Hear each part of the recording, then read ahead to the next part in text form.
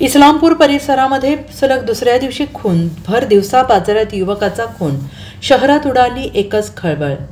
इस्लामपूर शहरातील अजिंक्य बाजार परिसरात गुरुवारी दुपारी अज्ञातांनी भर दिवसा युवकाचा खून केला आहे। इस्लामपूर परिसरात सलग दुसऱ्या दिवशी खून झाल्याने शहरात एकच खळबळ उडालेली आहे। गुरुवार हा बाजाराचा दिवस असतो, रस्त्यावरच बाजार भरतो, त्यामुळे या ठिकाणी मोठी वर्दळ असते। अशातच अजिंक्य बाजार परिसरात नितीन पालकर या सराईत गुन्हेगाराचा भर गर्दीत अज्ञातांनी खून केला आहे। मयत नितीन पालकर याला पोलिसांनी मुक्का लावण्यात आल्याची चर्चा घटनास्थळी होत होती।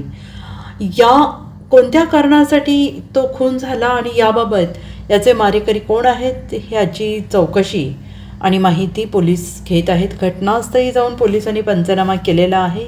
यावेळी बघ्यांनी गर्दी केली होती। Bureau report SBN Marathi, Islampur.